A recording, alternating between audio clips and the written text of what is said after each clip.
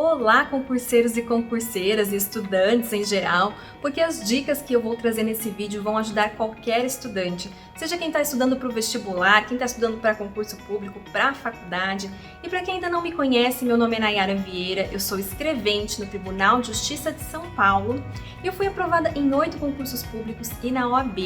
E eu quero dizer que eu estou muito feliz que você esteja assistindo esse vídeo, porque se você escolheu ver esse vídeo, você já está dando um grande passo aí para aprender mais rápido e melhor. Você está buscando melhorar, porque claro, ninguém quer aprender um conteúdo em 5 horas que poderia ter sido aprendido em 2. Eu tenho certeza também que ninguém quer demorar anos para ser aprovado, ao invés de desenvolver um sistema eficiente de estudos.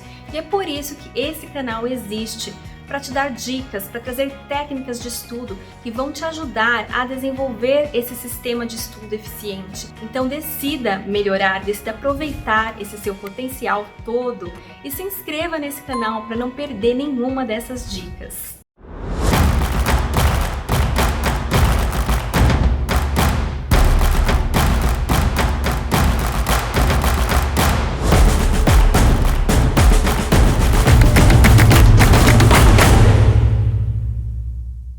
Nós passamos a aprender muito mais, a fixar muito mais o conteúdo quando deixamos de aprender de forma passiva.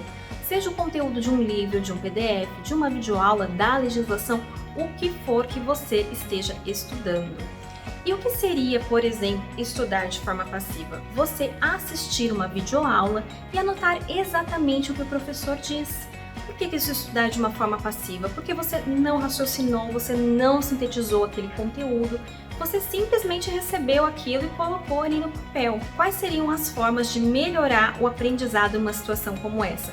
Você poderia, por exemplo, fazer anotações de outra forma. Você poderia anotar em formas de perguntas. O professor chegou ali e explicou qual que é o delito de concussão, explicou a diferenciação com o delito de corrupção passiva, e aí você pega e faz o quê? Escreve tudo igual? Não, você para e escreve uma pergunta. Então ali você raciocinou, você sintetizou o conhecimento para poder escrever aquela pergunta. Você poderia escrever, por exemplo, qual que é a grande diferenciação entre a corrupção passiva e a concussão? E aí embaixo você já poderia vir com a resposta. A grande diferença está nos verbos. No caso da concussão, a gente tem o verbo de exigir. No caso da corrupção passiva, nós temos receber ou solicitar. E aí você já aproveitou e desenvolveu também um ótimo material de revisão, um ótimo material de estudo. Depois você pode pegar essas perguntas e utilizar no seu estudo. Você poderia também, por exemplo, em matérias como matérias processuais, processo penal, processo civil, o processo administrativo disciplinar do estatuto, você poderia fazer uma linha do tempo, ao invés de anotar tudo exatamente como está ali. Você poderia fazer essa linha do tempo também a partir da legislação. Então você vai, faz a linha do tempo, recebimento da denúncia, citação, defesa. Ali embaixo você escreve quais são os prazos, quem são os sujeitos processuais envolvidos, quais são as modalidades. Então você parou para criar um raciocínio, para sintetizar aquele conteúdo de uma outra forma. Então você estudou de forma ativa, você aprendeu muito mais e vai fixar muito melhor aquele conteúdo. Isso acontece porque o nosso cérebro, ele não aprende de forma linear. Quando você tenta estudar dessa forma, somente lendo, somente escutando, você vai jogando conhecimento dentro do seu cérebro, entulhando aquele conhecimento ali. E depois você não consegue encontrar nada, porque o nosso cérebro, ele é muito mais como uma teia de aranha, ele trabalha com associações. E é por isso que o mapa mental, quando você vê um mapa mental, ele é muito mais fácil de estudar do que a letra fria da lei.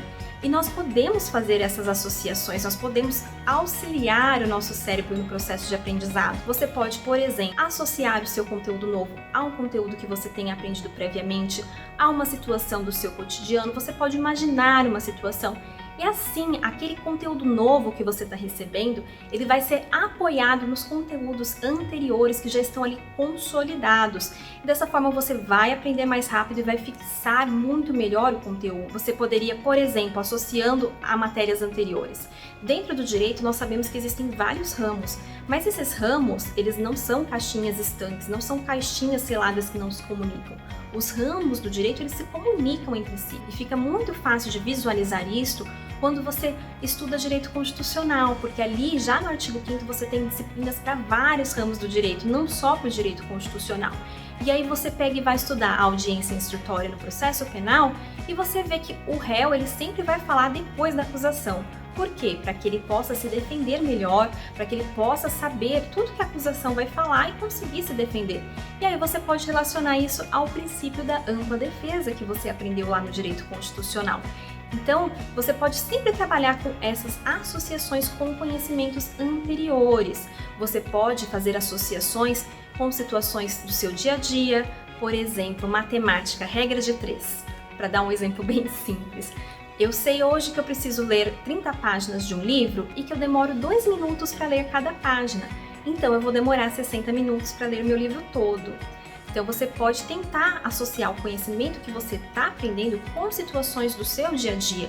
E, inclusive, você pode executar, porque esse exemplo eu dei porque é uma coisa que eu faço sempre. Sempre que eu vou planejar um conteúdo, fazer meu cronograma de estudos, eu procuro saber mais ou menos quanto tempo que eu vou gastar com cada material, dou ali uma folga, coloco um pouquinho mais de tempo, mas é interessante saber para você poder se planejar de forma organizada. E uma outra matéria que eu executei muito, especificamente pro TJ, foi informática, porque traz aí um número muito grande de questões. E vocês sempre me perguntam como estudar informática, através de muitas questões e através dessa associação. Eu tinha o computador para estudar e eu tinha o computador no meu trabalho. E toda vez que eu ligava um computador, eu estava extremamente atenta a qualquer coisa que pudesse cair na minha prova.